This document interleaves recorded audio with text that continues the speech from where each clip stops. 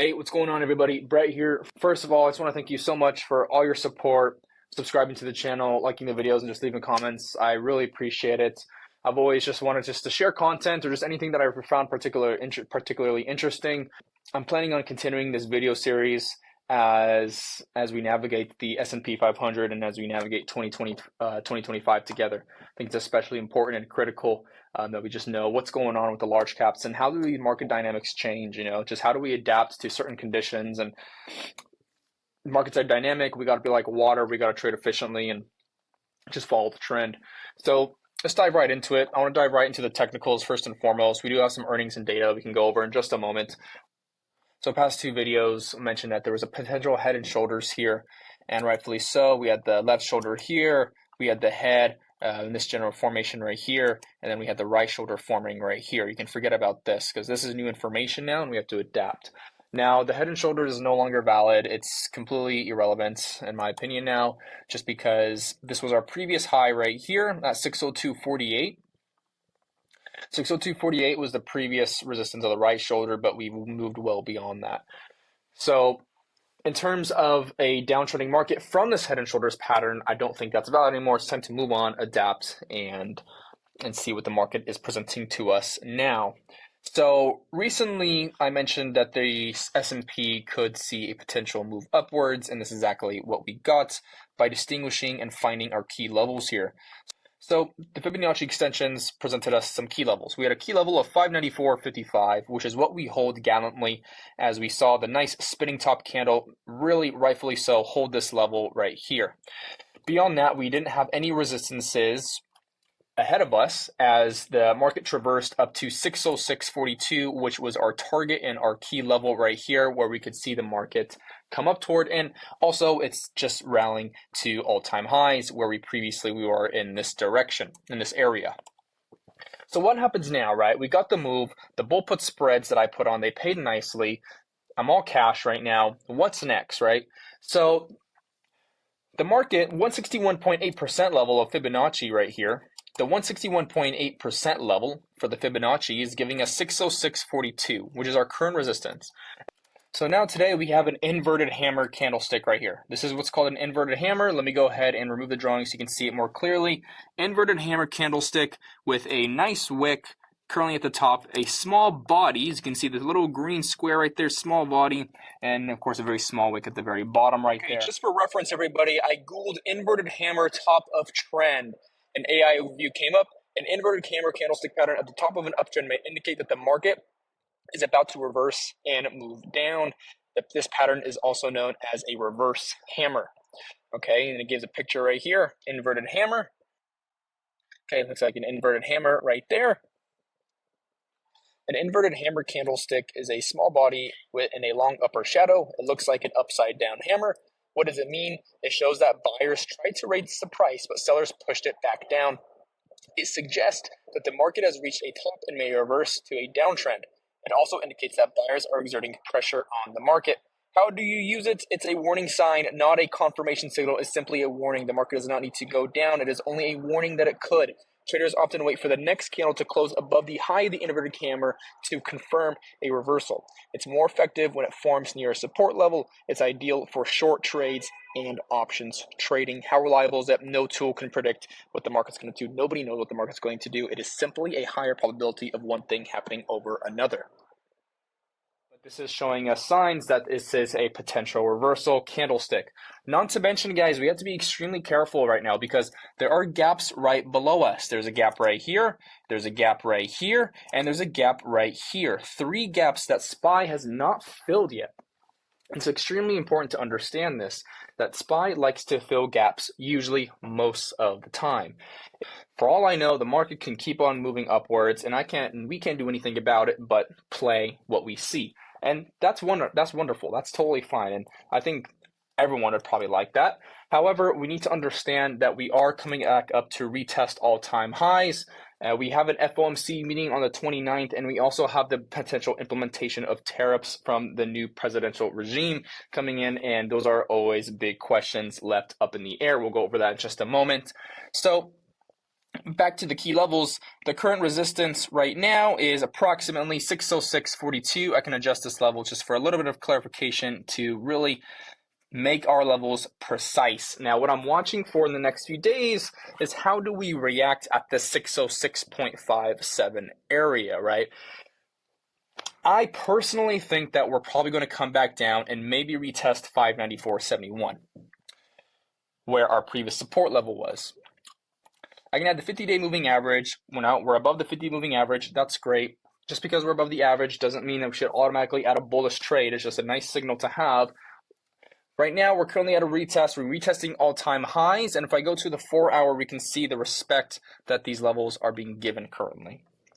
So the 4-hour, right? We mentioned that we respected the 50 right here. We respected the 23.6% level, right? And we went up to the 78.6. We respected it. This was a support level right here and a support level right here and a resistance right here. The 100% level was a key factor for resistance.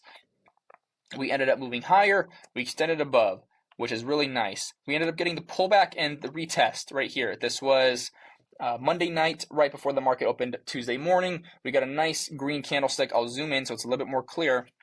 We got a nice green candlestick right here, and we just shot upwards. Very, very nice. What a spectacular move. You cannot ask for anything better as a bull, especially when you're playing this. So now we come back up and we start to elevate over the level a little bit, and then we have a nice red candle right here. Let's zoom into a 1-hour chart to see what's happening. So we moved upwards, and now we're kind of below the level in pre-market, in after hours. So honestly, I don't think that the rally is going to continue to extend right now. Let's go ahead and take a look at some of the fundamentals and what they're telling us and kind of see if we can generate a bigger picture here. All right, so let's dive into what's been driving this rally first and foremost. On Tuesday, January 21st, we had great earnings. We had a great result from all of our corporate earnings. Netflix stole the show, 4.27 earnings per share.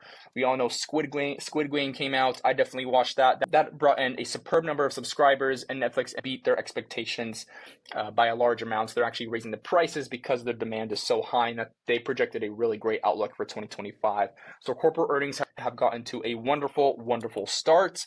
Today on Wednesday, we had Procter & Gamble, Johnson & Johnson. They both beat their expectations. We had a few outliers in here that didn't meet it. And then tomorrow, we come up with Intuitive Surgical, General Electric, and Texas Instruments, some of the biggest ones reporting tomorrow. On Friday, we have American Express and Verizon. So some good news here to build off the corporate earnings is that the Stargate project announced at the White House yesterday, they provided a boost to AI and data center stocks. President Trump and executives from OpenAI, Oracle, and SoftBank said they would invest $500 billion over the next 4 years to build out data centers. The joint venture will begin with the data center in Texas. Trump said it would create over 100,000 American jobs immediately. Major tech firms are projected to spend hundreds of billions of dollars in capital expenditures to build data centers and buy chips needed to train their AI models. But that's not the biggest thing that I want to go over. Tariffs are becoming a concern. So this article is written by Matt Peterson from Barron's, and he mentioned that Trump is proceeding cautiously on tariffs. The president told reporters in the Oval Office Monday evening that the Canada and Mexico tariffs could arrive as soon as February 1st, everyone. So February 1st is coming up. Tariffs on China and plans for universal tariffs haven't been decided on. Trump's executive orders that he's been signing, help lay the groundwork for aggressive action on tariffs should he decide to proceed. An order titled America First Trade Policy orders U.S. officials to review any unfair trade practices by the country. So U.S. officials can now review any unfair trade practices from this executive order. That and other provisions effectively load the tariff gun. So it's getting ready. Congress has given the president broad powers to defend the U.S. economy through tariffs. Defend the U.S. economy how, is what I ask. So tariffs are usually going to increase the cost of consumer goods if they are implemented. Tariffs could increase the costs in the supply chains for many businesses.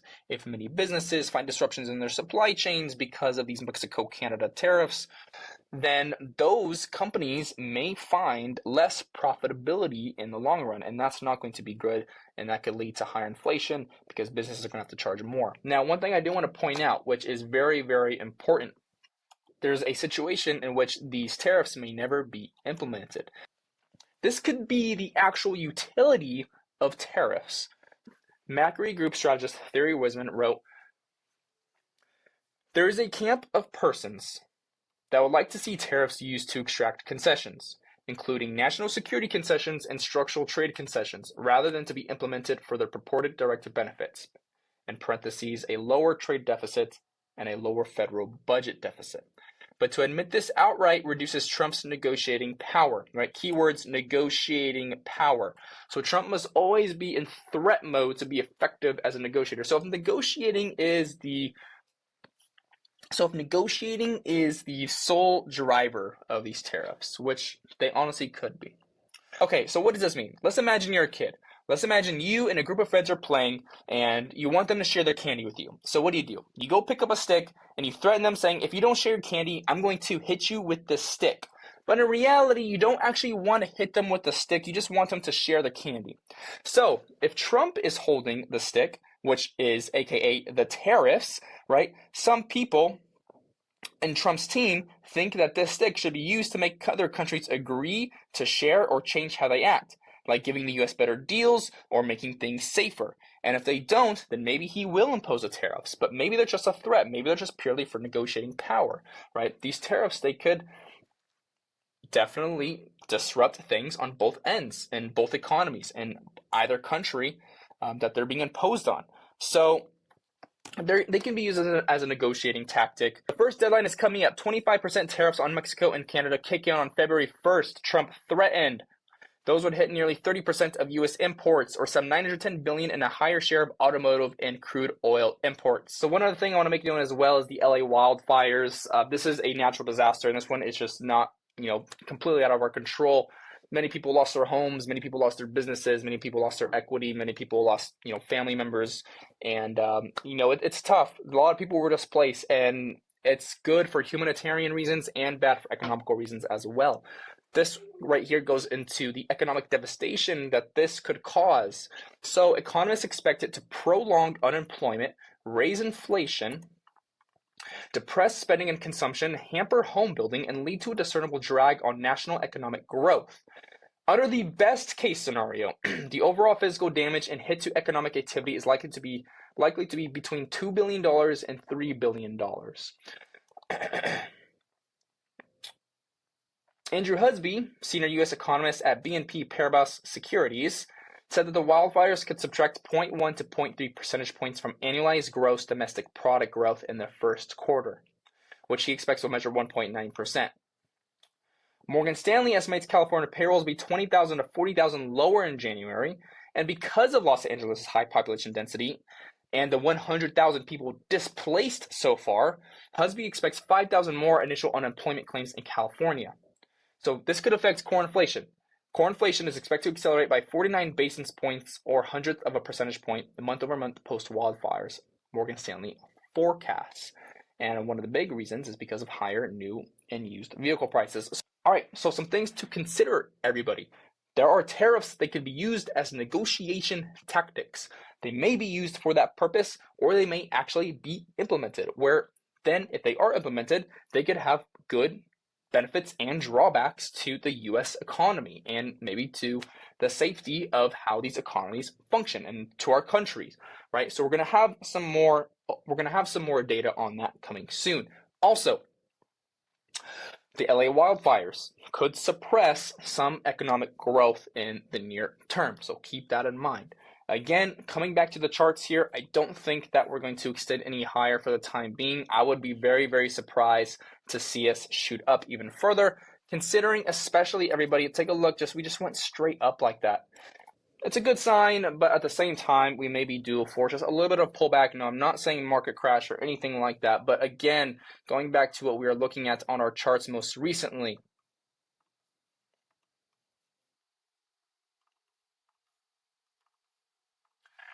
right? We do have some gaps here. We have some gaps. We have gap right here, gap right here, gap right here.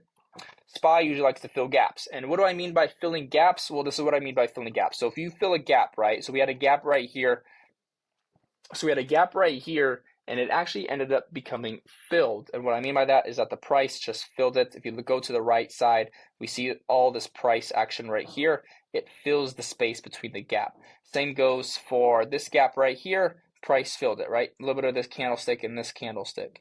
Same thing goes for over here, this right here, and this candlestick, right? Just go look at the price to the right and see if you get a gap fill. That's all a gap fill is, right? Right here, right, you have a gap, and then you go to the right, price fills it. And then right here, we do have a gap down here. We do have a gap right here. Price actually did not fill this one. And so sometimes gaps just don't get filled, and that's okay. But we have 3 major gaps. So honestly, guys, I am not bullish right now. I am completely just holding off. I am like, hey, we're retesting all-time highs here. I would probably expect to see some consolidation. And now, again, these are purely my points of view. Take it with a grain of salt. Understand that anything in the market can happen, and we just need to be prepared for whatever comes our way and watch for opportunity. Thanks for watching, everybody. Again, thank you for all the support. I will be doing more videos like this overall as we start to get in more data and as 2025 progresses. So I really appreciate you watching if you got to the end of this video, and I'll see you on the next one. So thanks for watching.